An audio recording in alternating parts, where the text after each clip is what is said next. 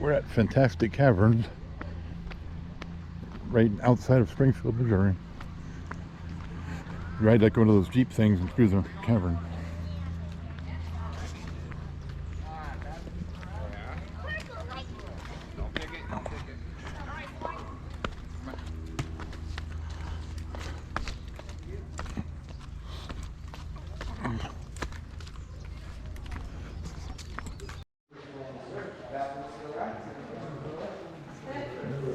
Go through there.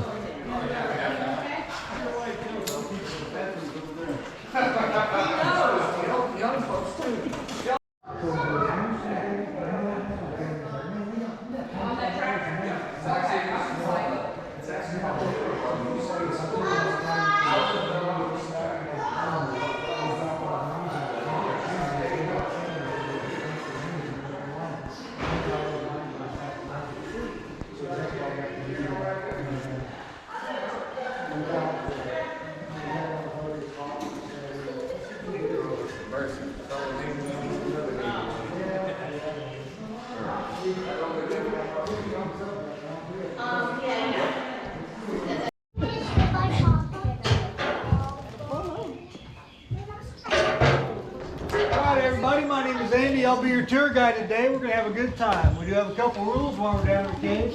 Rule number one is take as many pictures as you want. We don't mind flash photography. Doesn't bother us at all.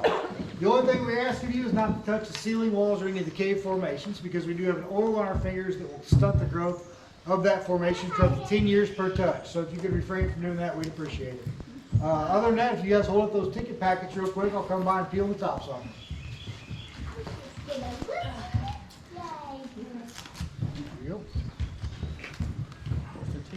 I know.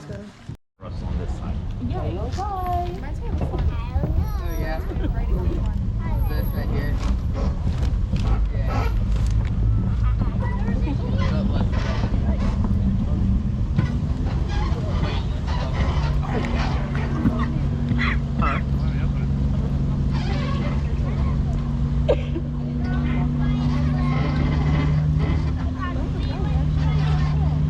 Look at that. And that was a genuine smile. Goes down into the cave.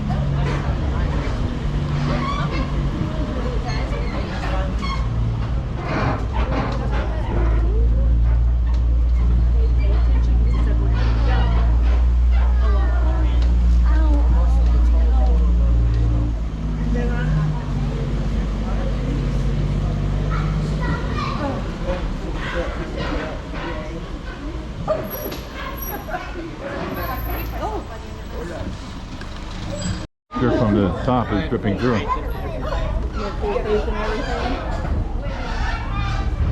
remember what Yeah, they you said? better. Yeah. Don't let it touch. I barely have to. I know, but remember what they said? Every touch on it is stuck. Yeah, I'm not touching.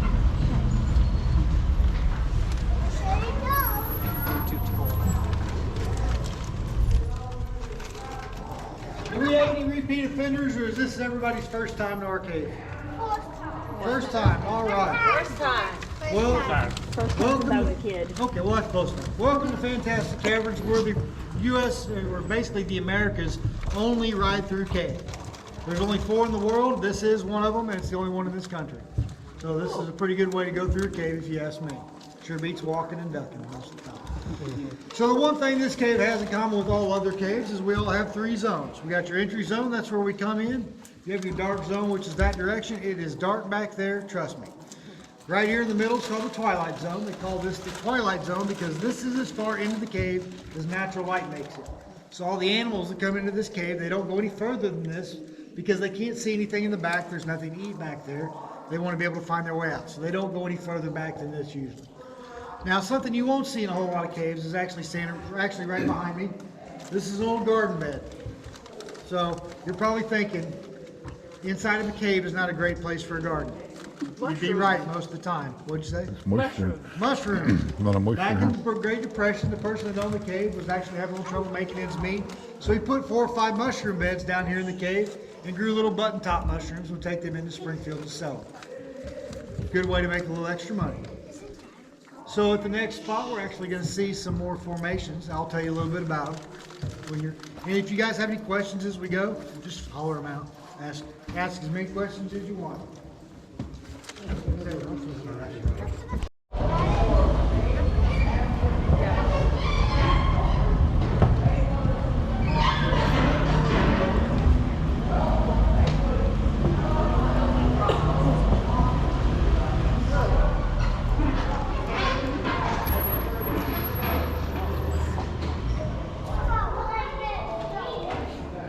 Big one. Fantastic. It goes about half a mile in. Should be awesome. So we talked about some formations. So you got four main formations that you'll see in this cave. The first one is stalactite, which you see hanging from the ceiling. They hang tight from the ceiling. That's how you remember that. This one above me is a special kind of stalactite called a cave curtain or cave draper. So instead of dripping straight down, that water drips along the edge, and as that water dissolves, it deposits that calcite mineral that these formations are made out of. Now you can see this one's still dripping. It's landing on this big guy right here called a stalagmite. This grows up with all its might. That's how you can remember that. Also, it might grow up to the ceiling one day. Those two will grow together and form a column or a pillar. Now the only other kind of formation we have, or one of the few other formations we have a lot of, is called flowstone. It's along this back wall, kind of looks like peanut butter coming through the ceiling. That's actually that calcite mineral drip coming over the edge of the wall, depositing its formations of mineral that way. The reason that's red though and not white is because it's actually picked up a little bit of iron along the way, and what you're actually seeing is rust. So I always ask this to see if anybody can guess exactly how old this formation is. So do I have any guesses on how old that stalagmite is? Hundreds? 40, 41? 45. I'm 45. You think that thing is more? 45. What do you think, bud?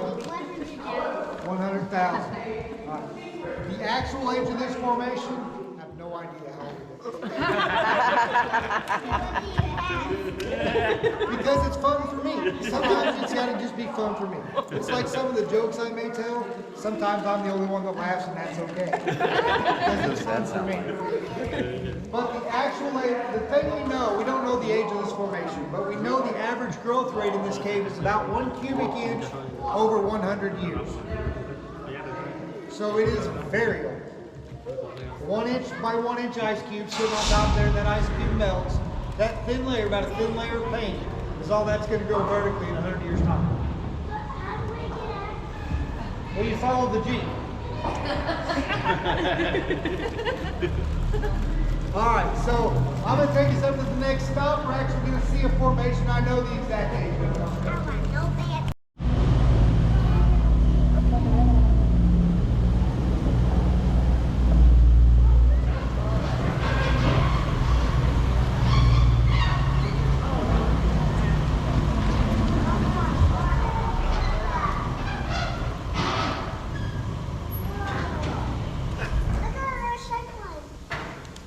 So you're probably looking at that thinking that's the most perfectly formed cave column I've ever seen in my life. It's actually a well casing. So back in 1941, huh? What is this? What's what called? A trailer. So back in 1941, the person that owned the cave, or the person across the street from the cave rather, built a brand new house and decided they needed to drill a well for water. So he got together with the cave owner. They took some measurements, did a little bit of math to figure out exactly where they needed to sink that well and miss the cave, and they didn't do a very good job. They were actually supposed to be 10 feet on the other side of that wall. How old is the cave? Huh? How old is the cave? Very, very, very old. That's the best I can do. I am not smart enough to figure it out. Nobody is, because there's no telling how old this cave is. It took so long to move enough water through here to absorb all this rock and flush it out. Long, long time. Yeah. So they realized about 90 feet down that they'd screwed up because that drill bit dropped all of a sudden. So they came down here to figure out exactly what the kind of damage they had done. And they decided, luckily it's out of the way, So what we're gonna do is we're gonna go ahead and let it drill another, go ahead and keep drilling, because it'll just do more damage to the cave to remove it, so we might as well get something out of it. So they went ahead and drilled another 50 feet down, hit a wet weather spring, it's got water in it 3 months out of the year. And that happened to be the time of the year they were drilling, so they thought they were good. Till a couple months later. It dried up and it didn't do a whole lot of good. But their mistake has taught us some really interesting things. First off, that is black cast iron pipe. It's slowly over the years got a layer of calcite growing around the outside. So it's slowly in a way becoming part of the cave and part of its formation. Up here at the top you see these little strings that hang down, kind of look like yarn. Yeah. Those are actually tree roots from a tree 90 feet up. Wow. Yeah. And then right here in the back, these little bitty ridges, right through here, those are baby cave curtains. They're 81 years old this year, and the longest one is 3/4 of an inch long. So if it took 81 years for those to grow, it's hard to imagine how much it might take for those. Very, very good.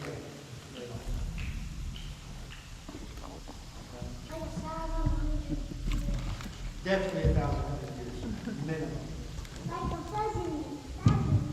That's a long, yeah, just that many. So we're going to go up to the next spot. We're actually going to see what the cave looks like in its natural environment. Now, I've got a question. What's up with the antenna? What is it? Oh, we carry radios. Okay. So if we had teenagers, you'd already know this. We have no cell service down here. Because you can see the collective when they lose signal. So if we have a medical emergency back here or a Jeep breaks down and we need to reach the front, that's just a repeater to keep Okay. it on out. It seems like a natural place to put it since it wasn't man-made anyway. Right. So might as well take advantage of the big pole we have in the middle So of the it's cave. an unusual sight to see 3 teenagers not on their phone right here. Yeah, because they're like, do we have cell service down there? I'm like, no, you're actually gonna have to look up. There's a whole world out there past this, you know? So I'm like, look up, you'll see some pretty cool stuff if you just get your face out of that phone once in a while. But yeah, usually when there's teenagers, I throw in a few dad jokes because I like to watch their eyes roll. Yes. They're used to that around here. Yeah. You see her in there? You and your dad. You see her in there?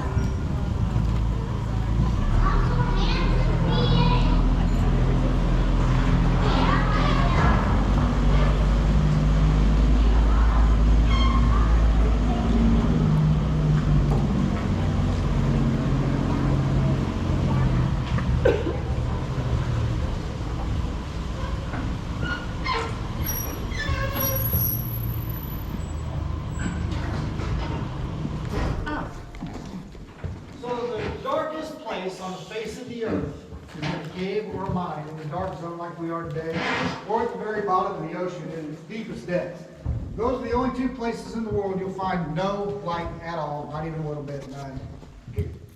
So you could be down there with the best night vision goggles money had to buy, the best military technology that we don't even know about yet, and it wouldn't matter because there's no light to amplify. None. So at this, There's no lights in there. yeah, and there's gonna be no lights in here in a minute. But I'm gonna shut them off. And we're gonna shut off the lights to show you guys what total darkness looks like. So at this point, I need everybody that's got a cell phone, turn off those screens real quick. Let's get it dark so we can all experience what total darkness looks like. Behind that is we didn't get power down in this part of the country until 1930. We were the first ones in Southwest Missouri to have electricity and lights. The closest to us was Kansas City and St. Louis up to that point, But this cave is very old, like 1,100. at least. So people used to come from hundreds of miles around just to look at our light bulbs. New technology, they'd never seen it before. That was our #1 tourist attraction right here.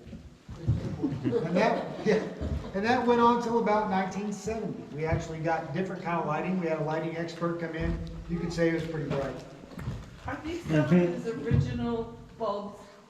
No, those are original Home Depot. Oh, I was gonna say, those things- because some of his original bulbs still work. No.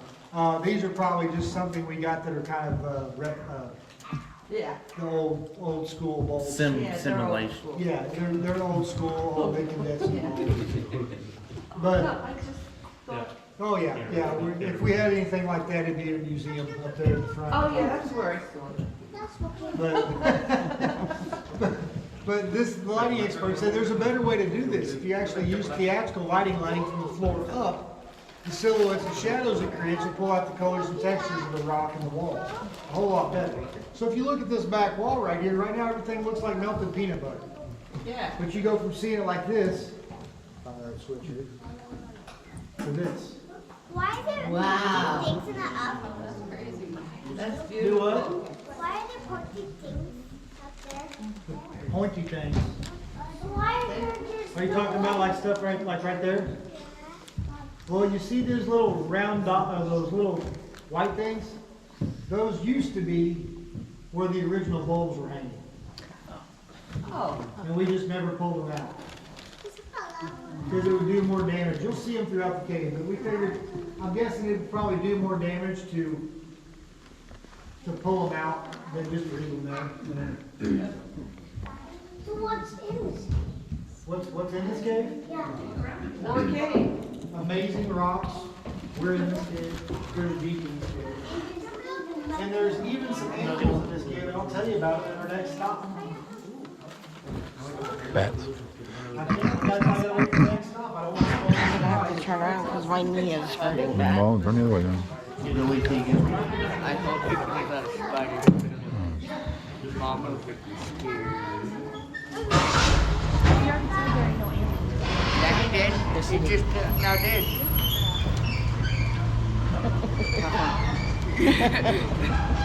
She's scared of spiders. I love anything like this.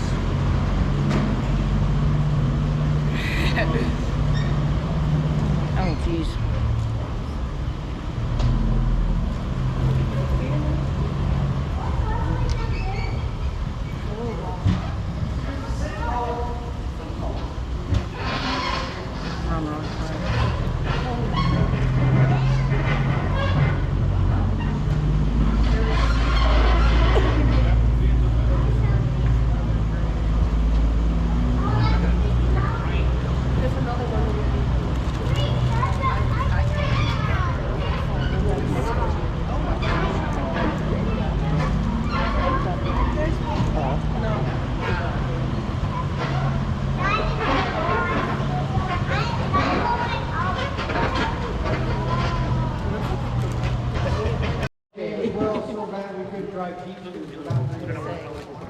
Now in 2019, we had a really big rainstorm, one of those 500-year floods we get every couple of years.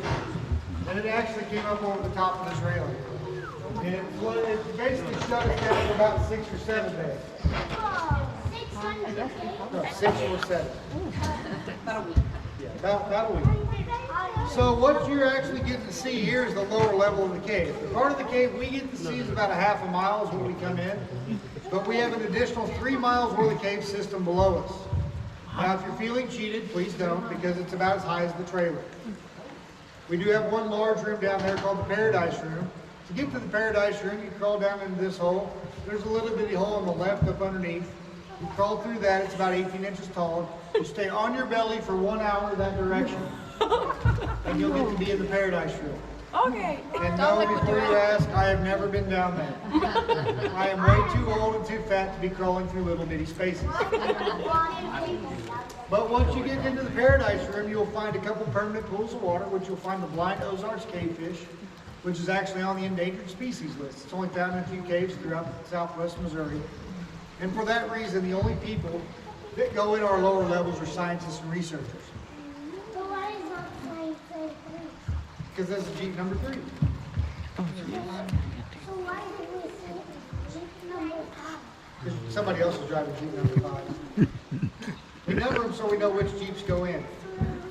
Go out? Or out, yeah. So also down there you'll find the bristly crawdadder crayfish, which is completely white and blind. You'll find the grotto salamander, which is also completely blind. The only other animal you'll find in this cave is a bat. There's very few of them. There's only about 20 to 25 of them. They're called the tricolor bat. They're about the size of my thumb, wingspan of about 3 inches. They're very solitary. You hardly ever see them. I've only seen 2. They don't cluster or colonize together. They're usually off by themselves, hidden in a crack or off by themselves. They kind of look like a furry chicken. Do what? No. Not unless you're a mosquito, because that's what they eat. But if you see one, it kind of looks like a furry chicken nugget hanging from the ceiling. So mean. That's what it eats, is mosquitoes. That's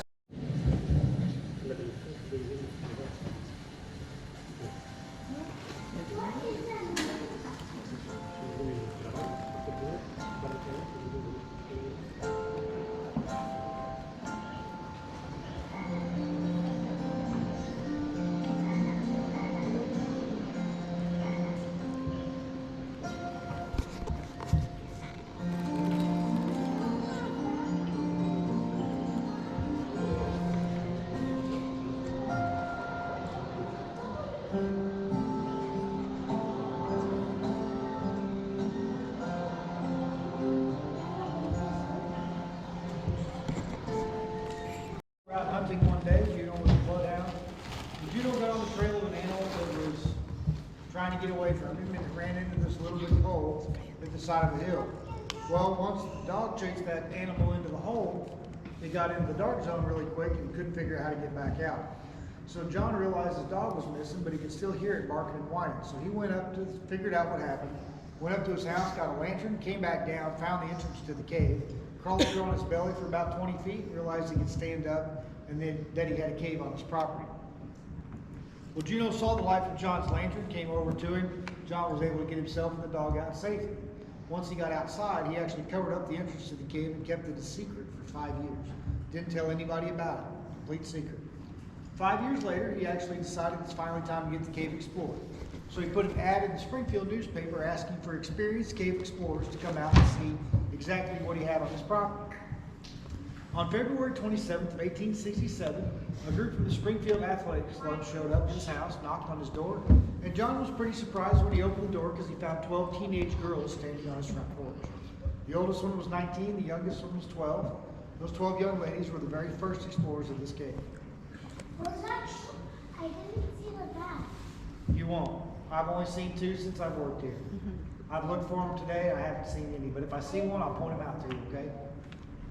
All right. Well, those girls came in and explored the cave, and they actually wrote their name on the wall. We can still see it to this day.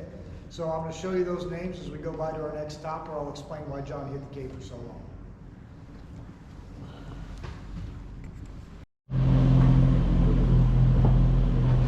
The water.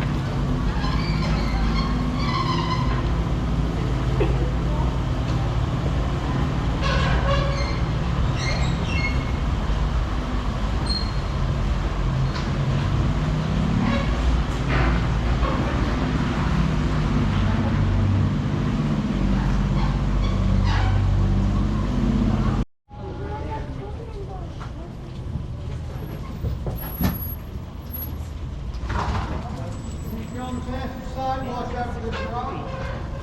Like to reach out and grab it. It's not a big deal.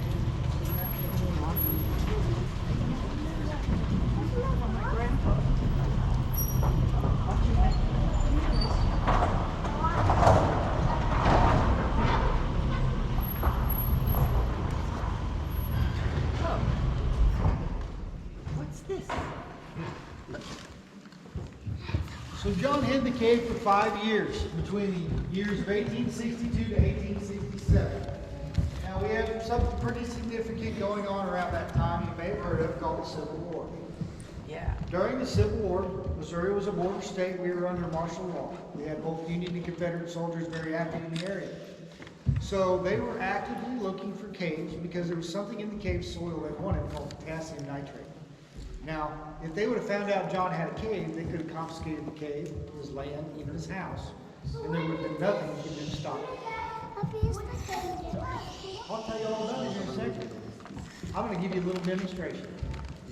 So if the military would have found this cave, they would have come in here, they had scooped up all the cave soil and put it in a big leaching pad, which is this right here. Now they had taken all that material, then poured water over the top of all that material. And what we came out would have been like a slurry or a sludge down here at the bottom. Now they would take that slurry over to a big pot like this one right here, and they poured it right in. Okay? Then they walked over to the wall and turned off the fire. Oh, just like that. With the hose. But, so, once the fire was going, they would actually boil off all that water. What would be left inside of there would be like a crystallized residue. They would grind that, scrape that out, grind it up really fine, mix it with a little bit of potash, a little bit of sulfur. What do you think you get? Gunpowder. Right. The gunpowder was in very high demand, but also very short supply. So they were really looking for these caves so they could mine them for that potassium nitrate. John was a pretty savvy guy and knew that that's what they would be looking for. So he hid the cave, not only to protect his livelihood, but unknowingly he protected that cave for generations to come to enjoy it. Because the military, if they had found it, they would have destroyed it, trying to find the potassium nitrate. Huh? The what? Coal? There's no coal in here. Because it's a natural cave, it's not a coal mine. This was made by nature, not by man. Yeah, there might be some chicken nuggets. Is there snakes in here? No, I can tell you how I know that, because I'm in here. If there were snakes in here, I would not be. I don't like snakes, I don't like sticks that look like snakes. Nope, not me. Well, there's actually some more history to this cave. So back in the 1920s, we actually had a thing called Prohibition, where the U.S. government decided they were going to outlaw the manufacture, sale, and consumption of alcoholic beverages throughout the nation. It was not a very popular law. A lot of people opened up what's called a speakeasy, which is basically the illegal nightclub. Now, we actually have a speakeasy down here in the cave, right where we're at. Gambling tables, bar, dance floor. There's even a news article one of our guys found that talks about them dragging a piano back here at some point. So they actually had a good time back here for about 3 years. Sheriff just kind of ignored the whole situation until a couple of moonshiners got in an argument. One shot the other. Sheriff really couldn't ignore it anymore, and he ended up having to shut it all down. So move on to the 1960s. This stage I'm standing on was built. We had a live music show down here called Farmerama. Today they're known as the Presleys from the Presley Mountain Music Jubilee in Branson. They actually started right here on the stage in Fantastic Caverns. So they bring in big names of the day like Buck Owens, Ray Price. They would actually put on a show, record the show, and broadcast it on Saturday nights nationwide over NBC Radio. Now, if you look up, you can still see the stage lights they had back there. They're still up there. Oh, wow. About 10 years ago, they did a reunion show where they came down here and put on a show. They had about 600 people crammed in here for that. And then my mom grew up in the area. She actually remembers coming to a couple of the shows back in the 60s. I think they did shows from like 1960 to 67, I think was the last one. So the next spot we're going to come to is going to be pretty cool. It's one of my favorite rooms. It's called the Breakdown. We actually get to see what it looks like when the ceiling collapses. But don't worry, there's no live demonstrations. So we'll see what it looks like and talk a little bit about why it collapses. So we call this room the Breakdown. Yeah. As you can see, we've had a couple ceiling collapses in this room. First one actually happened right about here. Second one was right about here. Last one's right up here. Looks like a big shoe print on the ceiling. So a lot of people think that this room actually collapsed during the New Madrid earthquake, which happened a little over 200 years ago.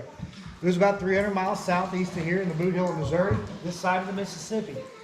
Now, the New Madrid earthquake was one of the most violent and intense earthquakes ever to hit North America. It was so violent and intense that it actually rang church bells as far away as Boston, Massachusetts. It was physically felt at the White House in Washington, D.C. They actually thought it was an earthquake happening on the East Coast. And it actually caused the Mississippi River to flow backwards for a couple days. It was a violent and catastrophic event. Well, naturally, people think that big old earthquake caused the ceiling to collapse. But I can tell you it didn't. Now, I'm not a geologist. As a matter of fact, I graduated the top 10% of the lower 1/3 of my high school class. But I can also tell you that we know the average growth rate for formations in this cave is 1 cubic inch over 100 years. Now you look at all this debris, you see these large stalagmites on top of the debris. You see these big stalactites hanging from the ceiling. Now 200 years ago should be about 2 cubic inches worth of growth. Those are quite a bit more. So that earthquake really didn't have any effect on this cave. We've actually had geologists come through looking for damage and found none. That really didn't surprise them because apparently the safest place to be during an earthquake is in a cave because the limestone and bedrock doesn't shift and shake like the loose material does at the surface. I don't want to test out their theory. I'll take their word for it. But what actually caused this to collapse was when this was a flowing river system, the water would move through here, this room would flood. Limestone is a very porous rock. It would actually absorb that water like a sponge. Over time the water would dissolve the limestone, creating weak spots in the ceiling. Down she'd come. The good news is we don't have water moving through here anymore, so what caused it in the first place no longer is an issue. Second, if you look, each time it broke off, it got a little bit smaller. Kind of created a dome. So it's basically a natural, very stable room where the ceiling supports the walls and the walls support the ceiling. And if you're not convinced by that, if you look right up here, we have this pillar holding the ceiling up. Yeah. That's more of a joke. So yeah. How are you? You having fun? Oh, yeah. No way. You're 3? How about knuckles? You knuckleball? Alright. So we're going to go on to this next room, and this next room is the room that Juno the dog got lost in. It's the very first room those girls would have explored when they came through the cave. Now I'm going to go through, I'm going to leave the lights off because I'm going to show you kind of how they would have seen the cave back then with the technology they would have used to explore it. But on our way through, if you look right past, once we get past this debris pile, if you look straight up, you'll see the largest concentration of stalactites we have in the entire cave.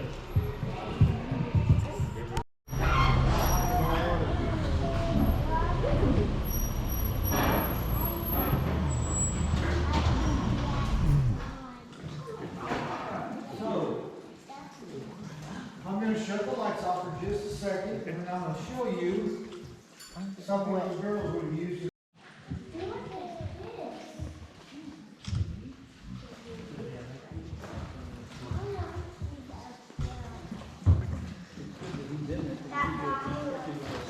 Yes.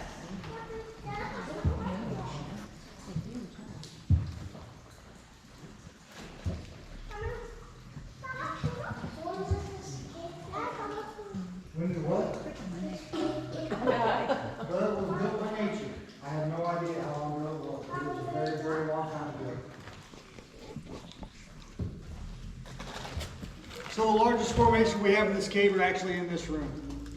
We're only about 20 or 30 feet from the surface. So we get a lot more water down here. You can hear a lot more drips. The water moves down through this room quite a bit faster than it moves in the rest of the cave. So the formations are a little bigger, a little grander. So as we pull out, I just want to give a little public service announcement real quick. So all of you guys on the driver's side, all the ducking you have been doing up to this point has prepared you for this moment. So we have a low spot coming up. It's going to be along the wall. I've got to hug this wall to the driver's side to make sure my Jeep clears this formation, or the trailer clears the formation in front of us. It's going to clear the top corner of my driver's side dash by about 3 inches. It angles up, but you're going to have to duck a little bit lower than you've had to at this point. So at this point, I like to recommend that if you are on the driver's side and you don't know the people on the passenger side, go ahead and shake their hand. Introduce yourself, because here in a second you may be in their lap. I'm going to go slow. Watch your neighbors. Yell stop if I need to stop. If somebody can't get down quick enough, we'll figure out a way to move it, switch sides. Is there anybody on this driver's side that would have a problem bending over very far? Because now's a good time to swap with somebody across if you need to. Okay.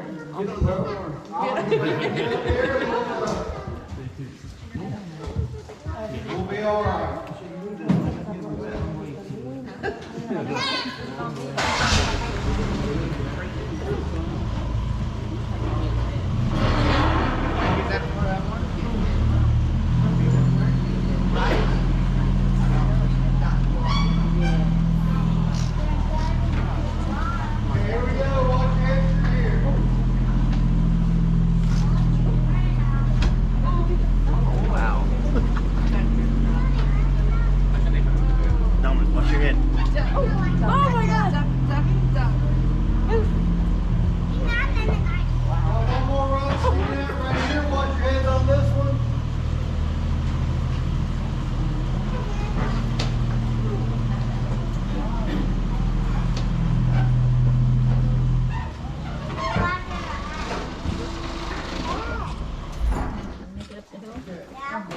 I'm sliding.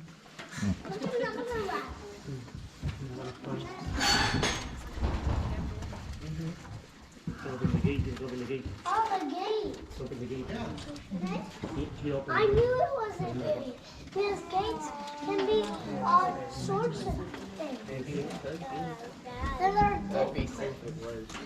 be different too. All right, we do have a little bit of a low ceiling here at the exit. Watch your heads through here, please.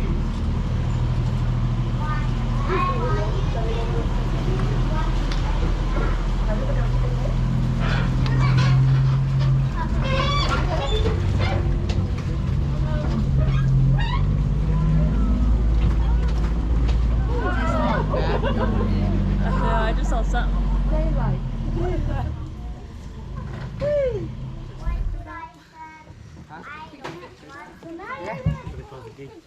Yeah, I gotta close the door. Turn off the light for the next group. Yeah, there's a bird sitting there. Yeah, Yeah. Yeah, but the actual entrance is this little hole right here. That was the original. So, Oh, in there. yeah, that little bitty hole. He's all with the dog. That's where the dog went in. That's where those 12 girls went in. Wow. And it's even said that John Knox used to let people explore the cave after the girls explored it. He'd charge them a quarter, give them a candle, say, there's where you go in, have a good time. When the candle burns halfway down, head back to the front. Yeah, It's good advice. yeah, right. 'Cause the candles burn down.